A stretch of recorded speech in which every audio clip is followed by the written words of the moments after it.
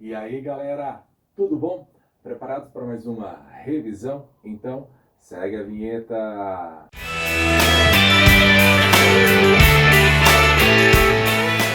E aí, galera, tudo bom? Aqui que está falando é o professor Carlão. Hoje nós iremos falar um pouquinho sobre a Europa em ebulição. O que esse assunto trabalha exatamente, professor? Nós vamos falar um pouquinho sobre algumas ondas revolucionárias e um pouquinho de uma ideologia que começa a aparecer em pleno século XIX. A primeira ideia que nós temos que começar a comentar diz respeito, por exemplo, ao pensamento liberal. O liberalismo era uma ideologia que pregava que a sociedade, que os indivíduos teriam que ter total liberdade. A burguesia deveria implementar uma sociedade onde eles administrariam o comércio. Em 1814, quando Napoleão perdeu a primeira batalha, o Congresso de Viena foi instaurado na Europa. Através de um princípio de legitimidade, vários monarquistas desejavam que fosse restaurado o mapa político da Europa antes de Napoleão ter governado. E isso acabou acarretando o favorecimento dessas novas monarquias. Alguns reis voltam a assumir seus antigos tronos e a partir desse momento, o que observamos? Que alguns grupos começaram a ficar insatisfeitos com isso. Os burgueses, os liberais, eles queriam que fossem implementadas monarquias constitucionais. E aí a gente começa a perceber a primeira onda revolucionária. Lá pelos anos de mais ou menos 1820, começamos a ver em Portugal a Revolução Liberal do Porto. A Revolução Liberal do Porto, onde os burgueses queriam que Dom João retornasse para governar Portugal. E a partir daí, como ele hesitou em voltar, eles acabaram promovendo uma monarquia constitucional.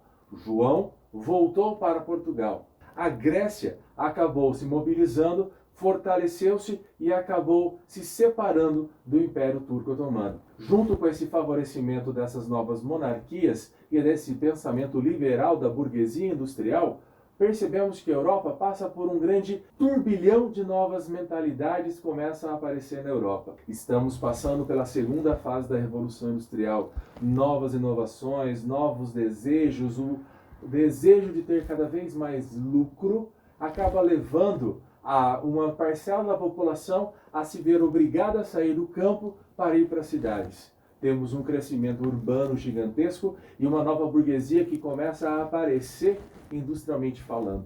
Em 1830, começamos a perceber que um determinado país chamado França começa a relembrar algumas características de uma antiga revolução chamada francesa.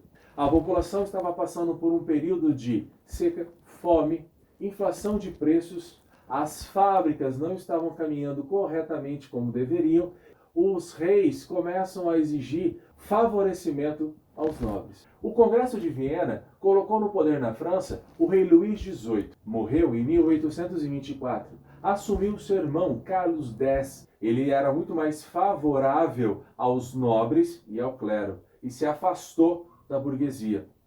Para isso, Carlos X, então, em julho de 1830, onde, novamente lembrando, viviam em uma situação de inflação, de desemprego, falência de fábricas, fome, acabou criando as chamadas Ordenações de Julho. E a partir desse pensamento liberal, a burguesia, durante 3 dias do mês de julho, os chamados 3 dias gloriosos, acabaram fazendo um levante. A Guarda Nacional acabou tirando do poder Carlos X e o povo acabou assumindo. O povo mais ou menos, na verdade quem acabou fazendo isso foram os burgueses e colocaram no poder um rei chamado Luís Felipe de Orleans, um rei burguês. Esse rei estabeleceu novamente uma monarquia constitucional e valorizou ainda mais a burguesia, o desenvolvimento econômico.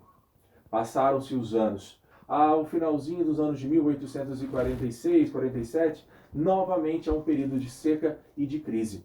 E essa crise econômica e a fome, a inflação, acabaram levando a um pensamento que estava surgindo na época, além do liberalismo, o chamado socialismo, começou a conduzir pessoas, como por exemplo Ledru Rollin, como Louis Blanc, começaram a fazer banquetes para convidar a população a se organizarem para mobilizarem e tirarem do poder Luís Felipe. Em 1848, o povo ouvindo o clamor desses burgueses, o povo ouvindo o clamor dos socialistas, o povo ouvindo essa necessidade de mudança, acabaram tomando o poder em 1848 na França. Essa ideia começou a se propagar para diversos lugares. E aí nós temos então a Itália, a Alemanha, nós temos também ali a Dinamarca e outros lugares como a Hungria a fazerem as suas revoluções, um desabrochar.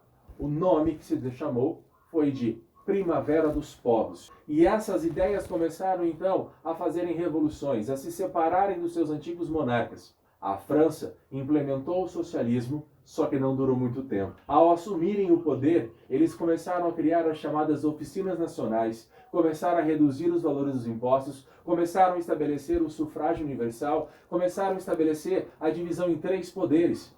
E essas medidas não conseguiram fazer com que a França prosperasse novamente. Qual é o resultado disso, galera? Simplesmente começamos a ter o surgimento de uma nova ideia dos republicanos, que ao ouvirem um republicano cujo nome dele chamava-se Luiz Bonaparte, isso, sobrinho de Napoleão Bonaparte, foram convocadas novas eleições e aí Luiz Bonaparte assume o poder na França. E ao assumir, dá início ao que nós vamos chamar de Segunda República Francesa. Começamos a perceber que Luiz Bonaparte começa a fazer com que a França industrialmente começasse a se desenvolver. Passado-se algum tempo, ele faz um plebiscito, é escolhido, assim como ele seguiu o exemplo do seu tio, Napoleão Bonaparte. E esse plebiscito o transforma como Napoleão III, imperador da França. E esse Napoleão III vai se envolver num outro conflito que a gente vai comentar até o final desse vídeo. Ok? Saímos um pouquinho da França e agora nós vamos caminhar para a Itália.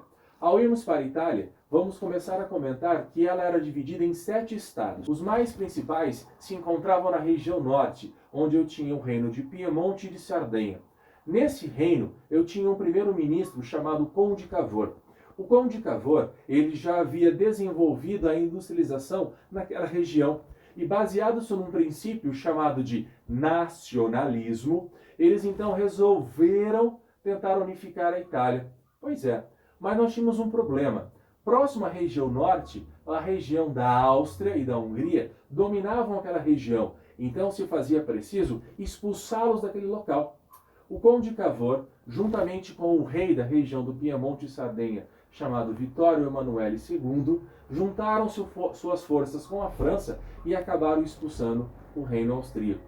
Só que a Itália tinha também uma parte no sul, onde um líder chamado Giuseppe Garibaldi, ele acabou derrotando o rei de Nápoles e acabou se aproximando o sul com a região norte. E o que aconteceu a partir desse momento? Vítor Emanuel II é nomeado monarca da Itália, onde ele vai respeitar uma constituição e, claro, o voto censitário, porque a Itália vira uma monarquia parlamentar. Saindo da Itália e caminhando para a Alemanha, a gente vai começar a falar agora de um outro cara, chamado Otto von Bismarck. O Otto von Bismarck, ele pertencia a um reino chamado Prússia. A Alemanha, ela não existia. O que existia, na verdade, eram 39 estados confederados, chamados de Confederação Germânica. Ela foi criada a partir do Congresso de Viena. E está vendo como o Congresso de Viena era importante? E esses princípios, como da legitimidade, que iriam voltar às monarquias, foram importantes para as várias revoluções que a gente está ouvindo até agora. Voltando. A Alemanha, como não existia, e sim a Confederação dos Estados Germânicos, acabaram levando o Otto von Bismarck a ter algumas ideias interessantes. Pois, já que o mundo estava vivendo uma revolução industrial, o que seria necessário então? Era também unificar através do princípio do nacionalismo, onde os países deveriam buscar uma união, onde eles deveriam se transformar em uma nação, onde eles deveriam buscar as suas características em comuns para prosperarem. O Otto von Bismarck verificou que existia uma dificuldade em vender produtos de um estado para o outro. E esses produtos ficavam mais caros devido às taxas alfandegárias. O que vai acontecer? Otto von Bismarck cria uma política alfandegária, cujo nome chama-se Zollverein, e dessa política alfandegária aproximou vários estados. E essa facilidade acabou fazendo com que existissem mercados mais fáceis e eles pudessem se industrializar, objetivando uma exportação, ganhando mais lucro. Ou entanto, a Dinamarca e a Áustria não aceitaram. E aí nós vamos ter dois conflitos, um chamado Guerra Austro-Prussiana e uma guerra chamada de Guerra dos Ducados.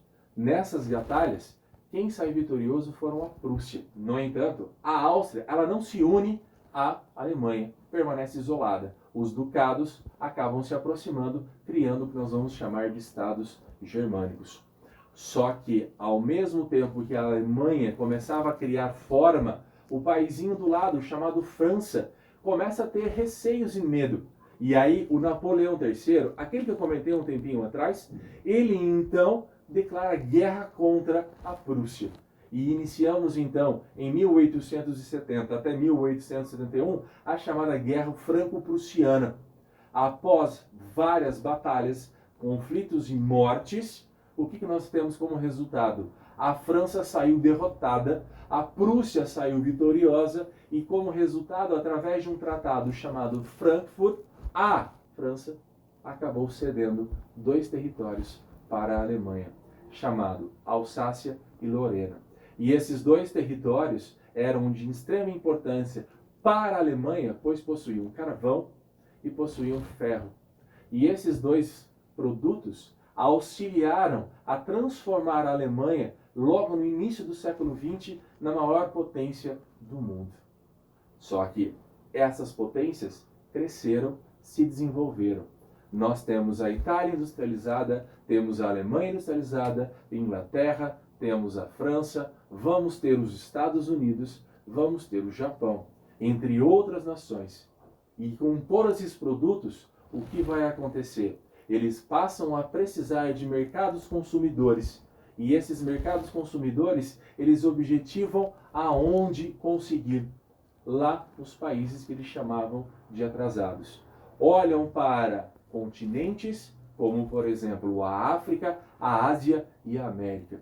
E lá eles percebem que eles poderiam conseguir matéria-prima para transformar os seus produtos mais baratos. Começam a perceber que lá poderiam ter mão de obra se montassem fábricas bem baratas. E isso aumentaria o seu lucro.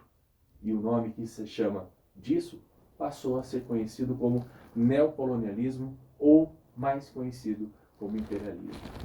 A segunda fase da Revolução Industrial, ela promove mudanças, uniões, o nacionalismo, o interesse da burguesia.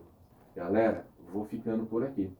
Se gostou do videozinho, aceita o sininho. Se está gostando do vídeo, deixa nos comentários a partir dali, ok? Galera, aquele abraço, até mais!